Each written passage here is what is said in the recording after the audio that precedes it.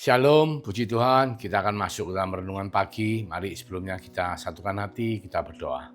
Tuhan Yesus, terima kasih untuk berkat-Mu pada hari ini. Bersama-sama kami boleh duduk diam di bawah kaki-Mu, mendengarkan apa yang menjadi isi hati-Mu. Tuhan urapi setiap firman yang ditabur, supaya menjadi benih yang baik, ditabur dalam kehidupan kami, supaya kami mengerti dan melakukan firman-Mu dalam kehidupan kami. Karena kami percaya, ketika firman itu menjadi bagian dari kehidupan kami, maka hidup kami akan menjadi lebih baik. Terima kasih Tuhan, di dalam nama Yesus. Kami mengucap syukur, kami berdoa. Haleluya, amin. Puji Tuhan, kita masuk dalam satu topik yang sangat terkenal ya, yaitu mengenai Elia dan janda di Sarfat. Kenapa saudaraku kita mengambil, Tuhan minta kita berbicara mengenai Elia dan janda di Sarfat? Karena kita lihat hari-hari ini bahwa situasi tidak semakin baik ya, di mana peperangan demi peperangan terus terjadi. Dulu kita bicara pada waktu beberapa tahun lalu, mungkin Rusia dengan Ukraina, dan kita mengharapkan mungkin tidak lama perang itu, tapi terus berlanjut bahkan sampai hari ini. Lalu disambung lagi Gaza dengan Israel, dan masih berlanjut saudaraku sekarang bahkan Iran dengan Israel. Dan kalau semua ini tidak tertangani dengan baik dan bijak, saya percaya bisa merambat kemana-mana. Bahkan sebelum terakhir Iran dengan Israel ini terjadi peperangan antara India dengan Pakistan. Dan kita semua tahu bahwa ketika terjadi kacauan seperti itu, bahkan dikatakan pada akhir zaman, di mana terjadi perang bangsa melawan bangsa, itu bukan cuma sekedar perang saja, saudaraku, akan diikuti dengan banyak hal ya, termasuk salah satunya adalah kelaparan dan krisis pangan ya. Kita semua tahu beras sekarang di seluruh dunia lagi krisis dan terjadi perang dagang yang mungkin sedang terjadi antara Amerika dengan blok Cina, juga mungkin berdampak kepada seluruh dunia. Nah, kita nggak tahu ke depan ini sampai kemana, tapi yang kita rasakan bahwa perekonomian sedang tidak dalam kondisi yang baik-baik. Nah, Tuhan mengingatkan kita supaya kita belajar dari apa yang terjadi di kitab 1 Raja-Raja 17 ya, mulai ayat 7. Mengenai Elia dan janda di Sarfat. Kita akan baca dan kita simak dengan baik. Ayat 7. Tetapi sesudah beberapa waktu sungai itu menjadi kering, sebab hujan tiada turun di negeri itu, maka datanglah firman Tuhan kepada Elia, bersiaplah pergi ke Sarfat yang termasuk wilayah Sidon dan diamlah di sana. Ketahuilah, aku telah memerintahkan seorang janda untuk memberi engkau makan. Jadi kita semua tahu ceritanya sebelum ini adalah ketika Nabi Elia itu berperang dengan nabi-nabi Baal ya, nabi-nabi Baal yang Isabel dikumpulkan oleh Isabel untuk bisa membakar mesbah ya, di mana ternyata semua nabi Baal itu kalah dan disembelih oleh Nabi Elia. Dan setelah itu Tuhan menjatuhkan hukuman 3,5 tahun kekeringan ya, dan kekeringan ini berdampak luar biasa saudaraku, sampai kepada kelaparan, sehingga akhirnya apa? Elia pun dipanggil Tuhan untuk lari ke Sungai Kerit, di mana Tuhan memakai burung gagak untuk memelihara kehidupan Elia. Jadi Elia ini dipelihara hidupnya oleh burung gagak yang setiap hari mengirimkan makanan. Dan dia minum dari air Sungai Kerit. Tetapi setelah sungai itu mengering, sekarang ini Tuhan menyuruh Elia pergi ke Sarfat. Sarfat termasuk wilayah Sidon ya, bukan wilayah Israel ya.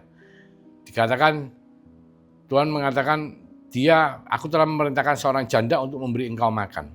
Sudah itu ia bersiap lalu pergi ke Sarfat. Setelah ia sampai ke pintu gerbang kota itu, tampaklah di sana seorang janda sedang mengumpulkan kayu api. Ia berseru kepada perempuan itu, katanya, cobalah ambil bagiku sedikit air dalam kendi, supaya aku minum. Jadi selagi dia masuk ke dalam kota, dia melihat seorang janda yang sedang ngambil air, ya, ngambil kayu api. Terus dia ngomong sama perempuan itu, coba saya boleh minta air minum enggak? Terus ayat 11 mengatakan ketika perempuan itu pergi mengambilnya, ia berseru lagi, cobalah ambil juga bagiku sepotong roti. Hari-hari itu saudaraku, roti itu sesuatu yang sangat berharga ya, karena semua lagi dalam kondisi kelaparan ya. Nah, perempuan itu menjawab, demi Tuhan Allahmu yang hidup, sesungguhnya tidak ada roti padaku sedikit pun kecuali segenggam tepung dalam tempayan dan sedikit minyak dalam buli-buli. Dan sekarang aku sedang mengumpulkan 2-3 potong kayu api, kemudian aku mau pulang dan mengolahnya bagiku dan bagi anakku, dan setelah kami memakannya, maka kami akan mati. Jadi yang terjadi adalah itu adalah sisa makanan terakhir yang mungkin mau dibuat oleh perempuan itu sebelum nantinya dia nggak tahu mau ngapain, karena dia sudah kehabisan bahan makanan ya, dan semuanya sudah habis. Nah ini janda kan, tidak punya suami, dia cuma punya anak. Tetapi Nabi Elia itu minta rotinya. Ayat 13, tetapi Elia berkata kepadanya, janganlah takut, pulanglah, buatlah seperti yang kau katakan, tetapi buatlah lebih dahulu bagiku sepotong roti bundar kecil daripadanya, dan bawalah kepadaku, kemudian barulah kau buat bagimu dan bagi anakmu. Yang kita mau cermati adalah bahwa ternyata perempuan ini tahu bahwa Elia itu nabinya Tuhan. Ya, dikatakan di ayat 12 ya. Perempuan itu menjawab, demi Tuhan Allahmu yang hidup, sesungguhnya tidak ada roti padaku sedikit pun, kecuali segenggam tepung dalam tempayan dan sedikit minyak. Jadi Nabi Elia ini pakaiannya itu tahu, menunjukkan bahwa dia seorang Nabi Israel. Dan mungkin perempuan juga tahu ceritanya, reputasinya Nabi Elia yang telah berhasil membunuh, mengalahkan nabi-nabi Baal ya. Sehingga dia ngomong bahwa gua ini cuma punya ini tok loh.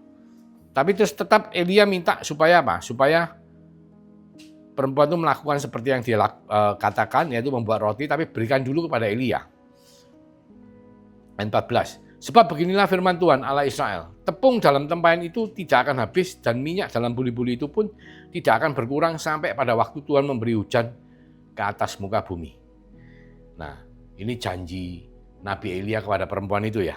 Dia ngomong, tepung dalam tempayan itu tidak akan habis, dan dia ngomong Allah Israel yang ngomong. Dan minyak dalam buli-buli itu pun tidak akan berkurang sampai pada waktu Tuhan memberi hujan ke atas bumi. Jadi gambarannya seperti ini. Kalau kamu taat melakukan ini, maka kamu tidak akan sampai tidak bisa makan. Bahkan itu terus-menerus akan suplai makanan akan ada sampai nanti musim kekeringan ini lewat. Jadi ini suatu janji yang luar biasa. Ayat 15, lalu pergilah perempuan itu dan berbuat seperti yang dikatakan Elia. Maka perempuan itu dan ia serta anak perempuan itu mendapat makan beberapa waktu lamanya. Jadi setelah dia melakukan itu, ternyata apa? Memang betul. Jadi ada saja tepung, minyak tidak pernah habis. Setiap hari mereka bisa bikin roti. Ya, tepung dalam tempayan itu tidak habis, dan minyak dalam buli-buli itu tidak berkurang seperti firman Tuhan yang diucapkan dengan perantaraan Elia. Sesudah itu, nah ini kejadian berikutnya. Memang Tuhan telah melakukan pemeliharaan mujizat ya, dengan memberikan satu pemeliharaan kehidupan. Tetapi di ayat 17 bukan berarti semuanya oke ya. Di ayat 17 terjadi sesuatu. Setelah itu anak dari perempuan pemilik rumah itu jatuh sakit, dan sakitnya itu keras sampai tidak ada napasnya lagi. Kata perempuan itu kepada Elia, apakah maksudmu datang kemari ya abdi Allah, sehingga engkau kepadaku untuk mengingatkan kesalahanku dan untuk menyebabkan anakku mati? Kata Elia kepadanya, berikanlah anakmu itu kepadaku. Elia mengambilnya dari pangkuan perempuan itu dan membawanya naik ke kamar di atas dan membaringkan anak itu di tempat tidurnya. Sesudah itu ia berseru kepada Tuhan, katanya, ya Tuhan Allahku, apakah engkau menimpakan kemarahan ini atas janda ini juga yang menerima aku sebagai penumpang dengan membunuh anaknya? Lalu ia mengunjurkan badannya di atas anak itu 3 kali dan berseru kepada Tuhan, katanya, ya Tuhan Allahku, pulangkanlah kiranya nyawa anak ini ke dalam tubuhnya. Tuhan mendengarkan permintaan Elia itu dan nyawa anak itu pulang ke dalam tubuhnya, sehingga ia hidup kembali. Hidup kembali, saudara. Jadi anaknya ini dikatakan hilang napasnya, berarti mati ya. Tapi karena doa Elia dan Tuhan membuat anak itu mengalami kebangkitan, hidup kembali. Ayat 23, Elia mengambil anak itu, ia membawanya turun dari kamar atas ke dalam rumah dan memberikan kepada ibunya. Kata Elia, ini anakmu, ia sudah hidup. Kemudian kata perempuan itu kepada Elia, sekarang aku tahu bahwa engkau abdi Allah dan firman Tuhan yang kau ucapkan itu adalah benar. Haleluya. Puji Tuhan, ini sesuatu mujizat yang luar biasa, saudara. Berakar dari sesuatu yang kecil ya, ketaatan ya. Kenapa bisa taat? Ya karena sebelum ada ketaatan tentunya ada iman. Nah kita lihat backgroundnya perempuan ini apa. Ternyata perempuan ini rumahnya tingkat, saudara. Pada zaman itu kalau rumah itu tingkat, itu berarti itu orang kaya. Tetapi karena kekeringan sedemikian lama ya, biarpun kaya ya, sama seperti kita waktu zaman pandemi. Biarpun banyak orang yang mungkin sebelum pandemi itu oke-oke saja, mungkin duitnya banyak, hartanya banyak. Tapi ketika pandemi berjalan, mengalami kerugian sedemikian rupa, bisnis tak jalan, semua habis. Akhirnya apa yang terjadi? Semua jadi habis. Nah ini kira-kira yang terjadi dengan perempuan itu seperti itu. Dan dia mungkin secara, kalau kita ya dulu zamannya COVID mungkin wah berspekulasi. Wih COVID ini gara-gara siapa ya? Oh gara-gara lab di China, gara-gara serdadu Amerika dan lain sebagainya. Banyak spekulasi terjadi. Nah mungkin yang terjadi pada zaman itu, semua tuh lagi mikir, kenapa terjadi kekeringan sedemikian lama? Oh ya karena ada ceritanya, Nabi Baal berperang melawan Nabi Elia, dan Nabi Elia mengalahkan mereka, dan Tuhan marah karena Isabel dan Ahab itu menyembah Baal, sehingga menjatuhkan hukuman kekeringan selama 3 tahun lebih, dan itu menyebabkan kekeringan sedemikian rupa sampai mereka itu habis. Nah, mungkin mereka sudah mendengar mengenai Nabi Elia, cuma sekedar mendengar ya, tidak pernah ketemu. Sama seperti kita hari-hari ini, mungkin banyak dari kita, teman-teman kita, saudara kita itu mereka cuma sekedar mendengar Yesus, tapi mereka tidak pernah ketemu, tidak pernah tahu, cuma dengar aja. Ya, sama seperti Rasul Paulus sebelum Tuhan Yesus menjumpai Rasul Paulus. Rasul Paulus itu dengar mengenai Yesus, malah menganggap sesat ajarannya. Begini dan begitu, malah mengejar-ngejar pengikut Kristus ya. Orang Kristen dibunuh. Bahkan Stefanus pun ditengarai mati atas ACC daripada Rasul Paulus. Tapi ketika dia mengalami perjumpaan dengan Yesus, dan Yesus membuat dia akhirnya beriman ya, melalui kuasa Roh Kudusnya, beriman kepada Yesus Kristus sebagai Tuhan dan Juru Selamat, dan semuanya menjadi berubah. Sama seperti perempuan ini, ketika dia melihat Nabi Elia, dan dia melihat, dan dia percaya, dan dia mau taat, karena dia tidak punya pilihan sebetulnya. Nah, hari-hari ini saudaraku, Tuhan Yesus itu datangnya bukan cuma untuk anak-anak Tuhan, orang Kristen seperti saudara dan saya yang mendengarkan firman ini, tapi kepada semua orang. Dan saya percaya di dalam kesesakan, penderitaan, ya hari-hari ini perekonomian tidak baik-baik saja. Mungkin banyak orang sedang menderita. Mungkin banyak orang sedang mendengar, sudah mendengar mengenai Yesus, tapi mereka tidak pernah mengalami perjumpaan. Nah, mungkin ini saatnya Anda ini bertindak sebagai Nabi Elia. Bagaimana? Memperkenalkan Tuhan Allah kita kepada mereka. Supaya apa? Supaya mereka mulai beriman. Ketika iman itu tumbuh, ya, iman itu tumbuh. Bahkan Nabi Elia mengatakan, lakukan seperti yang kau akan lakukan, tapi berikan aku dulu. Nanti kamu kalau melakukan itu, janji Allah Israel, tepung ini tidak akan habis, minyak tidak akan habis. Sampai musim kekeringan ini lewat. Jadi pemeliharaan Tuhan akan terjadi. Dan ketika perempuan itu dengan imannya yang mungkin tidak terlalu besar, tapi karena ketemu langsung ya dengan nabinya Israel yang luar biasa, yang menyembelih sekian banyak nabi Baal, dan dia percaya, imannya tumbuh. Ya, sama seperti kita kalau sekarang kita memberitakan Yesus. Mungkin banyak di medsos, banyak orang mendengar mengenai Yesus. Di Facebook, di Instagram, di grup WhatsApp ya. Tapi itu sekedar pemberitaan. Tapi ketika seorang langsung memperkenalkan dan membawa hadirat Tuhan kepada orang yang membutuhkan seperti janda di Sarfat ini, mungkin ceritanya lain. Mungkin iman ini akan timbul dari pendengaran akan firman Kristus. Roh Kudus akan menjamah. Roh Kudus akan membuat orang itu beriman. Tidak ada hal yang mustahil, tetapi harus ada orang yang mau membawa berita itu. Ya, siapa? Saudara dan saya. Dalam konteks kita belajar ini, Nabi Elia yang membawa akhirnya janda di Sarfat itu mengalami satu iman. Bahkan setelah dia selesai dipelihara sedemikian rupa, ternyata anaknya meninggal. Tetapi dengan mujizat Tuhan dan janji Tuhan kepada perempuan ini, dia bahkan bisa membuat Elia membangkitkan anaknya yang sudah mati. Dan di akhir kata dikatakan, sekarang aku tahu bahwa engkau abdi Allah dan firman Tuhan yang kau ucapkan itu adalah benar. Saudara, mungkin masalah yang sedang kita hadapi tidak akan selesai cepat ya. Antara bangsa-bangsa, perang dagang, mungkin pemerintahan kita Indonesia yang baru, sehingga masih banyak adjustment, banyak cara untuk mereka bisa memerintah dengan lebih baik lagi.